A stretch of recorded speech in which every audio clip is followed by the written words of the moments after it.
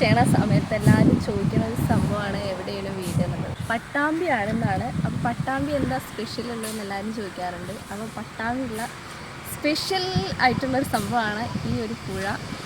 പിന്നെ ഇവിടെ അടിപൊളി ഒരു വയലുണ്ട്. പിന്നെ വയലിൻ്റെ സൈഡിലൂടെ പോകുന്ന ഒരു റെയിൽ പാലമുണ്ട്. അപ്പോൾ നമുക്കത് കാണാൻ പോവാം. അതിൻ്റെ മുന്നേ ഈ സംഭവങ്ങളൊക്കെ കണ്ടോ?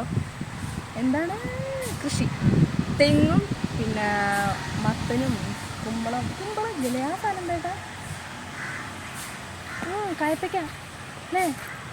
കയ്പ്പയ്ക്ക അല്ലത് മത്തൻ ഇവിടെ നട്ടിട്ടുണ്ട്. പിന്നെ കപ്പയുണ്ട് ഗൈസ്, പിന്നെ പയറുണ്ട്. അതൊക്കെ നല്ല അടിപൊളിയാണ്.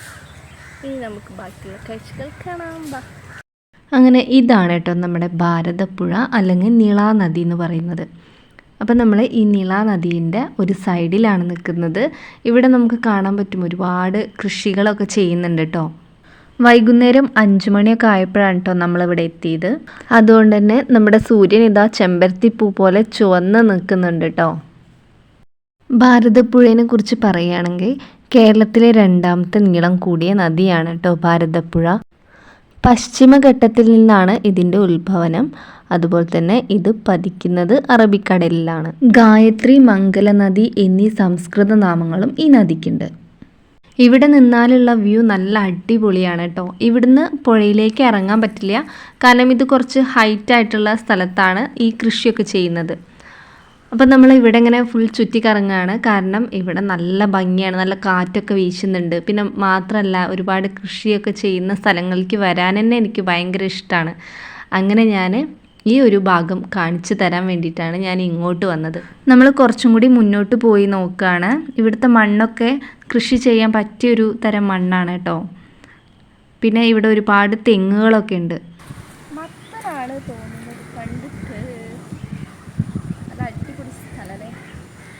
പിന്നെ ഇവിടെ ഒരുപാട് തെങ്ങുകളും അപ്പുറത്തെ സൈഡ് വയലൊക്കെ ഉണ്ട്. അത് നമുക്ക് കാണിച്ചു തരാം കുറച്ചുണ്ടായിരുന്നു. അപ്പോൾ പട്ടാമ്പിയിലെടുത്തുള്ള ഭാരതപ്പുഴ നമ്മൾ കണ്ടു. ഈ പട്ടാമ്പി നഗരം 2ആയി തരംതിരിച്ചിട്ടുണ്ട് കേട്ടോ. മേലെ പട്ടാമ്പിയും താഴെ പട്ടാമ്പിയും.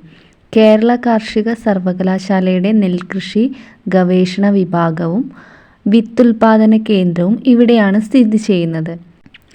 പാലക്കാട്, മലപ്പുറം, തൃശ്ശൂർ എന്നീ 3 ജില്ലകൾ കൂടി ചേരുന്ന ഭാഗത്തായാണ് പട്ടാമ്പി സ്ഥിതി ചെയ്യുന്നത് കേട്ടോ. പാലക്കാട് ജില്ലയിലാണെങ്കിലും 38 കിലോമീറ്റർ മാറി സ്ഥിതി ചെയ്യുന്ന മലപ്പുറവും 43 കിലോമീറ്റർ അകലെയുള്ള തൃശ്ശൂരുമാണ് അടുത്തുള്ള ജില്ലകൾ. പാലക്കാട്ടേക്ക് ഇവിടെ നിന്ന് 58 കിലോമീറ്റർ ദൂരമുണ്ട്. ഇവിടെ ഇങ്ങനെ നിൽക്കുന്ന സമയത്ത് ട്രെയിൻ പോകുന്ന സൗണ്ട് ചെറുതായിട്ട് നമുക്ക് കേൾക്കാൻ പറ്റുന്നുണ്ട് കേട്ടോ. പട്ടനമ്പി എന്ന വാക്കായിരിക്കാം പട്ടാമ്പി എന്ന് മാറുന്നത്. ഇപ്പോൾ ഏകദേശം നിങ്ങൾക്ക് പട്ടാമ്പിനെ കുറിച്ചൊരു ധാരണ വന്നിട്ടുണ്ടാവും. അപ്പോൾ ഇനി നമുക്ക് ഈ ഭാരതപ്പുഴയുടെ തീരത്ത് നിന്ന് ഇനി നെൽവയലിൻ്റെ സ്ഥലത്തേക്ക് പോവാം. അപ്പോൾ നെൽവയൽ കാണാൻ വേണ്ടി പോവുകയാണ്. ഇവിടെ ഒരുപാട് നെൽവയൽ ഇങ്ങനെ പരന്ന് കിടക്കുകയാണ് കേട്ടോ. അതിൻ്റെ നടുവിലൂടെ തന്നെ ഒരു റെയിൽ പാളം കൂടി പോകുന്നുണ്ട്. അപ്പോൾ നമ്മൾ ലെഫ്റ്റ് സൈഡിൽ വയലും റൈറ്റ് സൈഡിൽ പുഴയാണുള്ളത്. അപ്പോൾ നമ്മളങ്ങനെ പോയിക്കൊണ്ടിരിക്കുകയാണ്. കുറച്ചും കൂടി മുന്നോട്ട് പോയി കഴിഞ്ഞാൽ ഇതിലേറെ ഭംഗിയാണ്. ഇപ്പോൾ ഏകദേശം 6 മണിയായിട്ടുണ്ട് കേട്ടോ. ചെറുതായിട്ട് ഇരുട്ട് വന്ന് തുടങ്ങിയിട്ടുണ്ട്. അപ്പം നമ്മൾ ഇതാ കരിമ്പനകളുടെ നാട്ടിലേക്ക് എത്തിയിട്ടുണ്ട്.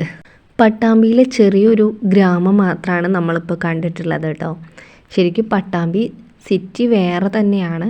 പട്ടാമ്പിയുടെ ഫുൾ ഡീറ്റെയിൽ ആയിട്ടുള്ള ഒരു വീഡിയോ ഞാൻ വേറെ ചെയ്യാം കേട്ടോ. അപ്പോൾ ഇനി നമുക്ക് ഇവിടെ കുറച്ച് നേരം നിൽക്കണം. ഞാൻ ഫുള്ളായിട്ടൊന്നുകൂടി കാണിച്ചു തരാം എന്താണെന്നുള്ളത്.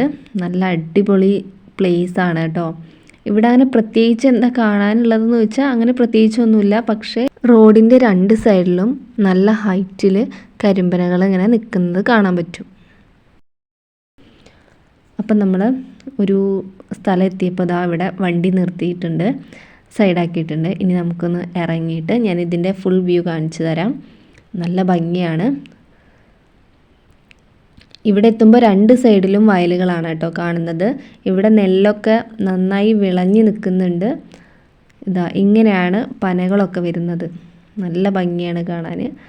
നമ്മൾ ഏകദേശം ഒരു അരമണിക്കൂറോളം അവിടെ നിന്നിട്ടുണ്ടായിരുന്നു കേട്ടോ. നല്ല ഭംഗിയാണ് കാണാൻ. അപ്പോൾ നിങ്ങളിപ്പോൾ വിചാരിക്കുന്നുണ്ടാവും ഞാൻ കൊല്ലങ്കോടാണ് നിൽക്കുന്നതെന്ന്. അതായത് കരിമ്പനകളൊക്കെ ഉള്ള ഒരു സ്ഥലത്താണ് ഞാൻ നിൽക്കുന്നത്. ഇവിടെ നല്ല കാറ്റായതുകൊണ്ട് തന്നെ നെൽവയലൊക്കെ നല്ല ഇങ്ങനെ ചെരിഞ്ഞ് നിൽക്കുന്നുണ്ട് കേട്ടോ. എന്താ പറയുക, നെൽക്കതിരൊക്കെ ഇങ്ങനെ വീണ് കിടക്കുകയാണ്. അതിങ്ങനെ ഒരു കാഴ്ചയാണ്. പിന്നെ അപ്പുറത്തെ സൈഡിലേക്ക് പോവുകയാണെങ്കിലും ഇതേപോലെ തന്നെയാണ്. ചില ഭാഗങ്ങളിൽ നെല്ല് കൊയ്തെടുത്തിട്ടുണ്ട് കേട്ടോ. അങ്ങനെ നമ്മൾ കരിമ്പനകളും കൂടി കണ്ടതിന് ശേഷം നമ്മളിനി നേരെ യാത്ര തിരിക്കുകയാണ്. അപ്പോൾ ഇനി നെക്സ്റ്റ് വ്ലോഗിൽ കാണാം. Tata, bye bye.